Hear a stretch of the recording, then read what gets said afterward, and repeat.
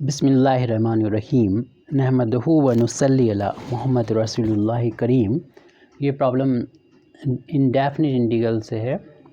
Solve integration dx upon sin 2x minus sin x। सबसे पहले तो हम इसको इंटीग्रेशन को i से डिनोट कर लेते हैं ताकि इसको मैं दोबारा से बार बार ना लिखना पड़े। लेफ़्ट हैंड साइड में dx upon sin 2x minus sin x। इसके बाद हम लोग जानते हैं कि साइन 2 थीटा का फार्मूला होता है 2 sin theta into cos theta. इस बेस पर हम इस sin 2x को इस फार्मूले का यूज़ करते हुए जो डबल एंगल है उसे x की फॉर्म में लिख देंगे। तो i की वैल्यू बन जाएगी dx अपान 2 sin x into cos x और माइनस का ये sin x है। इन दोनों टर्म में sin x हमें कॉमन नज़र आ रहा है, इसको हम बाहर ले लेंगे हम दोनों में से। तो हमको मिलेगा i is equal to integration dx। यहाँ पर हमने sin x को कॉमन लिया तो बचेगा 2 cos x माइनस 1, क्योंकि यहाँ से साइन बाहर हो चुका है तो 1 आ जाएगा और यहाँ से साइन बाहर आएगा 2 cos x आ चुका है। अब हमको इसको इस तरीके से बदलना होगा कि यहाँ पर अगर कुछ हम डिनोमिनेटर में t माने तो फिर हमें ऊपर dt मिल जाए इसकी वैल्यू। ये बात इस तरीके से क्लियर होगी कि अगर हम ऊपर नीचे साइन से इंटू कर दें तो ऊपर sin x हो जाएगा और नीचे जो sin x होगा तो साइन को हम cos में कन्वर्ट करना जानते हैं और ये फैक्टर पहले से ही कॉस में है। तो अगर कॉस को पहले हम इसे कॉस बदल दें तो कॉस का डिफ्रेंसिएशन चूँकि साइन होता है तो इसलिए हमें ये से dt लिखने में कोई प्रॉब्लम नहीं होएगी। तो इसीलिए इसको चेंज ऐसा किया है और इस साइन को हम लोग लिख देंगे 1 माइनस का कॉस स्क्वायर एक्स और 2 cos x माइनस 1। अब यहाँ पर हम वेरिएबल को चेंज करेंगे ताकि हमारा ये इंटीग्रेशन जो है वो सिंपल हो, यानी सब्स्टिट्यूशन पुट कर देंगे और ये सब्स्टिट्यूशन रहेगा let cos x is equal to t और cos का डिफ्रेंसिएशन होता है माइनस का sin x और x का dx और t का होता है dt। हमारे पास sin x dx है, माइनस नहीं है तो माइनस को राइट हैंड साइड में पहुँचा देंगे। तो sin x dx की यहाँ पर हम लिख सकते हैं माइनस का dt। इस तरीके से i की जो वैल्यू है वो हमारी हो जाएगी i is equal to integration sin x dx की जगह पर हो जाएगा माइनस का dt और 1 माइनस कॉस की जगह पर हो जाएगा t, इसका स्क्वायर है वो कर दें और इसमें वैल्यू कॉस की रख दें 2, कॉस की जगह पर t रखना है, फिर माइनस का 1 है। अब इस माइनस को हम बाहर ले सकते हैं तो i इज इक्वल टू हो जाएगा माइनस और ऊपर 1 बचेगा अपान में इस 1 को 1 का स्क्वायर लिख सकते हैं और a square minus b square होता है तो हम आइडेंटिटी अप्लाई कर देते हैं। एक ब्रैकेट में a प्लस b आ जाता है, दूसरे में a माइनस b। इस आइडेंटिटी को यहाँ पर अप्लाई कर देंगे तो वैल्यू हो जाएगी 1 प्लस t और 1 माइनस t और ये आ जाएगा 2 इंटू t माइनस 1। इस तरीके से डिनोमिनेटर में हमारे ये dt जो है लास्ट में लिख दिया हमने। डिनोमिनेटर में 3 फैक्टर आ गए और इसका इंटीग्रेशन करना है तो ये क्योंकि फ्रैक्शन है तो इसे और बड़ी फ्रैक्शन है तो इसको छोटी फ्रैक्शन में बदल देंगे, यानी इसको पार्शियल फ्रैक्शन में बांट लेंगे। तो इसके लिए मान लेते हैं कि इसको यहीं पे छोड़ देते हैं i को, ये i की वैल्यू है और हम पार्शियल फ्रैक्शन इसकी मान लेते हैं 1 अपान 1 plus t 1 minus t 2 into T minus 1 की पार्शियल फ्रैक्शन। सभी फैक्टर यहाँ पर लीनियर है, मींस सभी की पावर 1 है, सभी की डिग्री 1 है, सभी का ऑर्डर 1 है। तो ऐसे केस में यहाँ पर पार्शियल फ्रैक्शन में ये कांस्टेंट होंगे ऊपर a अपान 1 प्लस का t प्लस b अपान 1 माइनस का t और प्लस c अपान 2 इंटू टी माइनस 1। जब a b c की वैल्यू आ जाएगी तो यहाँ पर पुट कर देंगे और इसके पार्शियल फ्रैक्शन ये हो जाएंगे a b c की वैल्यू आने के बाद। तो इसको हम इक्वेशन नंबर 1 डाल देते हैं और a b c की वैल्यू फाइंड कैसे करें तो इसके लिए हम इसी को आगे बढ़ाना होगा। मीन्स लेफ्ट हैंड साइड में जो है वो भी नोट कर लें, 1 plus T 1 minus T and 2 into T minus 1। और राइट हैंड साइड में जो है वो भी वही रहेगा और इसमें एलसीएम ले लें तीनों। और चूँकि तीनों फैक्टर अलग अलग हैं तो इसलिए इनका मल्टीप्लिकेशन ही इनका एलसीएम हो जाएगा। तो तीनों फैक्टर को यहाँ पर लिख दिया जाएगा। जब हम इस एलसीएम को डिवाइड करेंगे इस 1 प्लस टी से, जैसे कि हम फ्रैक्शन को ऐड करने के लिए यूज़ करते हैं, तो जब इसको इससे डिवाइड करेंगे तो 1 प्लस टी कैंसिल और ये दोनों फैक्टर इसके ए के साथ मल्टीप्लाई में आ जाएंगे, यानी 1 माइनस का टी और 2 इंटू टी माइनस 1 में ए से मल्टीप्लाई हो जाएगा। प्लस ऐसे ही जब हम डिवाइड करेंगे इस 1 माइनस टी से तो ये फैक्टर कैंसिल हो जाएगा और बी में इन दोनों का इंटू हो जाएगा, तो बी इंटू 1 प्लस टी हो जाएगा और 2 इंटू टी माइनस का 1 हो जाएगा। इसी तरीके से जब हम तीसरे के लिए जो एलसीएम है इसको डिनोमिनेटर से डिवाइड करेंगे तो ये फैक्टर कैंसिल हो जाएगा, इन दोनों का ऊपर सी में मल्टीप्लाई होगा, सी इंटू 1 प्लस का टी और 1 माइनस का टी। क्योंकि देख रहे हैं कि डिनोमिनेटर दोनों लेफ़्ट है और राइट का इक्वल है तो ये से हम कैंसिल कर सकते हैं, तो न्यूमरेटर के बराबर हो जाएगा। तो न्यूमरेटर की जो वैल्यू है वो आ गई 1 minus T 2 into T minus 1 into A plus B into B को हम बाद में भी लिख सकते थे, जैसे कि हमने ए को बाद में लिखा, कोई फ़र्क नहीं पड़ता किसको हमें पहले लिखना है बाद में लिखना है। 1 प्लस टी क्योंकि यहाँ पर मल्टीप्लिकेशन चल रहा है, 2 इंटू टी माइनस का 1 इंटू बी को बाद में लिख दिया, ऐसे सी को भी हम इसको बाद में ही लिख देंगे। तो 1 प्लस टी आप पहले भी लिखा रहने दे सकते हैं, कोई प्रॉब्लम नहीं। 1 माइनस का टी इंटू सी, ये सिमेट्रिकल है इसलिए हमने ऐसा किया है। अब ए बी सी की वैल्यू फाइंड यहाँ से हो जाएगी। इसके लिए इस इक्वेशन नंबर 2 इसको डालना होगा और इक्वेशन नंबर 2 से अगर हम ए की वैल्यू फाइंड करते हैं तो देख लीजिए इक्वेशन नंबर 1 में ए के डिनोमिनेटर में क्या है, ए के जो भी डिनोमिनेटर में उसको 0 के बराबर पुट करें, उससे जो टी की वैल्यू मिले उसको इक्वेशन नंबर 2 में हमें रखना होता है। वहाँ से अगर रख देंगे तो ए की वैल्यू मिल जाएगी, क्योंकि सभी ये लीनियर है। ऐसा लीनियर के केस में हम लोग कर सकते हैं। तो पुट करना है हमको, इक्वेशन नंबर 1 को देखा, ए के अपान में है 1 प्लस टी, इसको 0 के इक्वल रखा, यहाँ से टी की वैल्यू फाइंड हो जाएगी, टी इज इक्वल टू -1, इसको रख देंगे पुटिंग दिस वैल्यू यानी T is equal to -1 in equation number 2। तो इक्वेशन नंबर हम 2 में ये वैल्यू पुट कर रहे हैं, तो लेफ्ट हैंड साइड में कांस्टेंट 1 है उसको एज इट लिख देंगे। आप देख लीजिएगा अपना इस इक्वेशन को, और जहाँ पर भी राइट हैंड साइड में नज़र आएगा टी वहाँ पर -1 रखेंगे। तो यहाँ पर ऑलरेडी माइनस था तो -1 माइनस रखेंगे, -1 प्लस का हो जाएगा 1। ऐसे ही 2 इंटू फिर है टी की वैल्यू -1 फिर -1 है और फिर उसमें मल्टीप्लाई हो रहा ए का। बाकी के दो फैक्टर जो होंगे वो 0 0 इसलिए हो जाएंगे क्योंकि आपने रखा है 1 प्लस टी को 0 के इक्वल। तो 1 प्लस टी जब 0 हो जाएगा तो ये टर्म भी 0 हो जाएगा।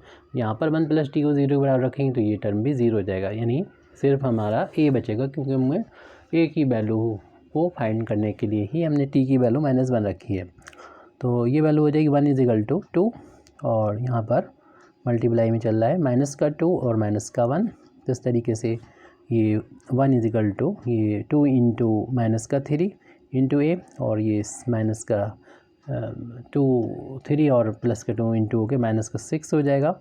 और ए की वैल्यू फाइंड करना है तो अपान में आ जाएगा, ए की वैल्यू हो जाएगी यानी 1 अपान -6 आ जाएगी। ये हमें ए की वैल्यू मिल चुकी है। अब ऐसे ही बी की वैल्यू को फाइंड करना है तो पुट कर देंगे, पुटिंग बी के अपान में, इक्वेशन नंबर 1 में बी के अपान में लिखा है 1 माइनस टी है डिनोमिनेटर में, इसको 0 के बराबर पुट करने से टी की वैल्यू 1 मिल जाएगी। इसको हमें रखना होता है इन इक्वेशन नंबर 2, जो हमारे इक्वेशन नंबर 2 है वहाँ पर रखेंगे। लेफ्ट हैंड साइड में 1 है तो वैसे ही रहेगा, और अभी जैसे सेम लॉजिक से ये वैल्यू 0 हो जाएगी जो ए के साथ में है और सी के साथ में है। बी की वैल्यू फाइंड हो जाएगी, जहाँ पर टी मिले वहाँ 1 रखना है। तो पहला फैक्टर है टी बी के रिस्पेक्ट में, बी के करस्पॉन्डिंग 1 प्लस टी की जगह पर 1 रखेंगे, फिर 2 इंटू टी है -1 है, टी यहाँ 1 रख दिया, मल्टीप्लाई बी है और सी वाला जो सी टर्म जिससे एसोसिएटेड है वो वैल्यू 0 हो जाएगी। तो 1 इज इक्वल टू ये हो जाएगा 2 इंटू ये 2 हो जाएगा, 2 में से करना होगा -1 यानी 2 इंटू 1 हो जाएगा, 2 इंटू 1 इंटू वी, तो ये 2 हो जाएगा। 2 जब हम लेफ्ट हैंड साइड में ले जाएंगे तो अपान में आ जाएगा 2, क्योंकि उधर मल्टीप्लाई में था। तो इस तरीके से बी की वैल्यू हमें मिल चुकी है, जिस तरीके से हमें इधर ए की वैल्यू पर मिल चुकी थी। अब हमें सी की वैल्यू और फाइंड करना है, तो सेम ऐसे ही करेंगे। पुटिंग सी के अपान में डिनोमिनेटर में है 2 इंटू टी माइनस 1, इसको 0 के बराबर पुट करेंगे तो 1 को ट्रांसपोज करेंगे तो ये इधर राइट हैंड साइड में प्लस हो जाएगा, और टी की वैल्यू फाइंड करेंगे तो अपान में 2 लग जाएगा, यानी 1/2 आ जाएगा। ये पुट करना है value in equation number 2। Equation number 2 में पुट कर देंगे लेफ्ट हैंड साइड में, तो इसका इक्वेशन नंबर 2 में देख लीजिएगा 1 है। राइट हैंड साइड में दोनों ही टर्म जो ए से और बी से एसोसिएटेड हैं वो 0 हो जाएंगे, और आप सी वाले में जहाँ पर भी टी नज़र आए वहाँ पर 1/2 रखना है।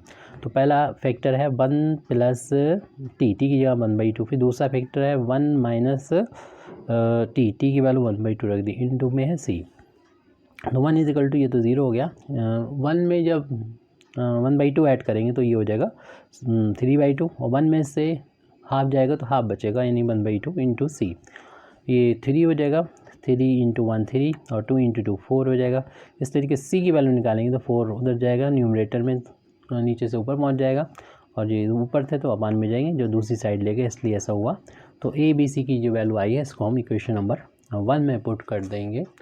Putting this value of A B C in equation number 1, putting these values of A B C in equation number 1, इस तरीके से हमें मिल जाएंगे। पार्शियल फ्रैक्शन जो हमारा आई में आ रहा था, एक इंटीग्रेंड आ रहा था, जो एक फ्रैक्शन था बड़ा, उसके पार्शियल फ्रैक्शन आ जाएंगे। तो ये वैल्यू जो हम अगले पेज पर लिख रहे हैं 1/1 plus T, 1 minus T and 2 into T minus 1, ये 3 फैक्टर थे। तो ए की वैल्यू जो मिली है उसको लिख देंगे, अपान में 1 प्लस टी होगा, और फिर 1 माइनस टी, और इसी तरीके से 2 इंटू टी माइनस 1। अब ए बी सी की वैल्यू जो भी हमने फाइंड की है उसको हम पीछे से देख के लिख देंगे। ए की वैल्यू माइनस का 1/6 है, तो न्यूमरेटर में -1/6 लिख दिया। ये बी की वैल्यू आई थी 1/2, इसको भी लिख दिया, और सी की वैल्यू भी आई है 4/3, इसको भी हमने यहाँ पर लिख दिया है। अब इन वैल्यूज़ को हमें रखना होगा, क्योंकि ये टोटल वैल्यू जो है वो इसकी वैल्यू है, और इक्वेशन अब हम आई को अगर बुलाते हैं तो आई इज इक्वल टू, पहले तो माइनस है, फिर ये वैल्यू है इसकी, हमने पार्शियल फ्रैक्शन निकाल रखा, वो हम रख देंगे अभी। तो हमने इक्वेशन नंबर कह सकते हैं इसको 3 में निकाल के रखा हुआ है, तो हम कह सकते हैं आई बराबर जो हमारा चल रहा था, माइनस साइन था, फिर इंटीग्रेशन था, फिर ये वैल्यू लिखी थी, इसकी जगह पर हम ये रख देंगे। ये है -1/6 अपान में है 1 प्लस का टी, फिर है हमारा ये 1/2, और अपान में 1 माइनस का टी है, फिर है प्लस का 4/3, अपान में है 2 इंटू टी माइनस 1, और डी टी तो लिखा हुआ था लास्ट में। और फिर हमें यहाँ पर यूज़ कर लिया इक्वेशन नंबर 3 का, यूजिंग इक्वेशन 3। तो इक्वेशन 3 का तो अब जो ज़रूरत थी वो पूरी हो चुकी है, यानी यूज़ तो हो गया। अब हमें इन तीनों टर्म्स का अलग अलग इंटीग्रेशन करना होगा टर्म बाई टर्म। तो आई इज इक्वल टू हो जाएगा, जब इसको हम माइनस को भी लेंगे साथ में और इंटीग्रेशन को तीनों पर ऑपरेट करेंगे, तो जो कांस्टेंट होगा वो तो इंटीग्रेशन के साइंस हम बाहर भी लेते जाएंगे, यानी माइनस का 1/6 आया, लेकिन इस माइनस के साथ उसका मल्टीप्लाई होकर माइनस प्लस हो गया 1/6, ऊपर से 1 बचा अपान में 1 प्लस टी, और यहाँ पर डी टी तो लिखा हुआ है, तो डी टी इस वाले टर्म पर भी आएगा। जब हम इसके साथ में ले जा रहे हैं माइनस को भी, तो ये प्लस वाला साइन इस माइनस से माइनस हो जाएगा। 1/2 को हमने बाहर निकाल लिया है, 1 अपान 1 माइनस का टी, और ये डी टी इसके साथ भी है, क्योंकि डी टी इधर से जा रहा है, इंटीग्रेशन का साइन इस तरफ से जा रहा है। ऐसे फिर ये वाला टर्म माइनस, ये साइन जो होगा इस वाले को प्लस वाले को माइनस कर देगा, क्योंकि ब्रैकेट ओपन हो रहा है, माइनस का इंटू तीनों ही टर्म में होगा। और 4/3 कॉन्स्टेंट बाहर लिख लिया, और यहाँ पर हम 1 का इंटू मान सकते हैं, तो 1 अपान में आ जाएगा 2 इंटू टी माइनस 1, और इसका हमें इंटीग्रेशन टी के रिस्पेक्ट में करना होगा। तो हम लोग जानते हैं जिस तरीके से इंटीग्रेशन हम क्या करते हैं कि 1/x का इंटीग्रेशन आप लोगों को मालूम ही है कि log ऑफ x मॉडुलस और प्लस सी होता है कांस्टेंट, तो अंडरस्टूड है इसलिए इसे ऐड करें या ना करें। और यहाँ पर भी अगर x अंडरस्टूड है प्लस है तो आप मॉड भी ना लगाएं, जैसे यूजुअली नहीं लगाया करते हैं। तो i की वैल्यू हो जाएगी यहाँ पर 1/6, इसमें 1 जिस तरीके से x है, कोई भी कांस्टेंट ऐड हो रहा हो तो आप उसको x की तरह ही ट्रीट करते हुए लिख लें, यानी log ऑफ ये 1 + t का मॉडुलस लग जाएगा। और बस ये ध्यान रखना होगा, जो कि इस वाले में आएगा वो हम बता देंगे तब, और इसमें भी आ रहा है वो, क्योंकि इसमें t का जो कोफिशिएंट है जब 1 के अलावा कुछ होता है तो उससे डिवाइड करना होता है। 1 से डिवाइड करेंगे तो इफेक्ट नहीं बढ़ेगा, वैसे ही आ जाएगा। लेकिन यहाँ पर माइनस का 1 है, t का कोफिशिएंट माइनस नहीं दिखा है तो माइनस का होगा, माइनस का 1 होगा, यानी यहाँ पर माइनस है और 1 का इंटू मान सकते हैं, t का कोफिशिएंट माइनस है। तो वैसे तो 1/x का इंटीग्रेशन जो होता है log x होता है, तो ऐसे भी इसका हो जाएगा log ऑफ मॉडुलस 1 - का t होगा, लेकिन इसमें t का जो कोफिशिएंट है उससे डिवाइड करना होता है। सेम हम यहाँ पर भी करेंगे, -4/3 तो इंटू में चल रहे हैं, और 1/x का जिस तरीके से इंटीग्रेशन हम लोग जानते हैं कि log होता है, जो भी लिखा है वो लिख दिए। बस ये ध्यान रखें, कोई भी कांस्टेंट माइनस हो रहा है तो कोई इफेक्ट नहीं, प्लस हो रहा है कोई इफेक्ट नहीं डलेगा, लेकिन कोफिशिएंट है जितना उससे आपको, यहाँ पर कोफिशिएंट 2 है तो 2 से डिवाइड करना पड़ेगा। और ध्यान रहे कि पावर भी 1 हो तभी ये अप्लाई करेंगे, जैसे कि फार्मूला लिखी दिया है, इसमें x की पावर नहीं लिखी तो 1 है। और कांस्टेंट ऑफ इंटीग्रेशन तो ऐड होते ही है, तो वो तो अंडरस्टूड चीज़ है। और फिर हम यहाँ पर t की जो वैल्यू है वो वापस कर देंगे। फिलहाल अभी इस स्टेप में हम ये माइनस को यहाँ पहुँचा दें, इधर 4 कैंसिल कर दें 2 से, तो ये 2 टाइम्स आ जाएगा। तो हमको वैल्यू मिल जाएगी सॉल्व होने के बाद, ये 1/6 log ऑफ मॉडुलस 1 + t, और ये प्लस जो 1/2 है वो प्लस का हो जाएगा यहाँ पर इस माइनस की वजह से, और log ऑफ मॉडुलस 1 - का t, और ये माइनस का आ जाएगा 2/3 log ऑफ मॉडुलस 2 × t - 1। अब t की वैल्यू अपनी तरफ से मानी हुई है, वो वापस कर दें, और i का मतलब भी जो था वो यहाँ पर रख दें। i कितना था हमारा sin 2x - x, तो i का मतलब था integration of 1 sin 2x - sin x, और इसको मैं x के इंटीग्रेशन रिस्पेक्ट में करना तो उसकी वैल्यू भी x के फार्म में आना चाहिए, इसलिए t की वैल्यू हम पुट कर देंगे। t को हमने माना था, t को sin cos x माना था, cos x t की जगह cos रख देंगे तो 1 प्लस का हो जाएगा cos x हो जाएगा, प्लस 1/2 log ऑफ 1 माइनस, यहाँ पर मॉडुलस है, फिर 1 है, मॉडुलस के बाद 1 है, 1 माइनस का cos x, उसके बाद 1/2 log 1 - cos x। इतना लिखने के बाद फिर लास्ट का ये टर्म रखा हुआ यहाँ लिख देते हैं, माइनस का 2/3 log ऑफ मॉडुलस 2, और t की जगह पर cos x - 1, और मॉडुलस का साइन लगा देंगे, प्लस कांस्टेंट ऑफ इंटीग्रेशन। इस तरीके से हमारी ये प्रॉब्लम कंप्लीट हो जाती है। Thank you very much Indeed for listening me, व आखिर दावाना अल्हम्दुलिल्लाहि रब्बिल आलमीन।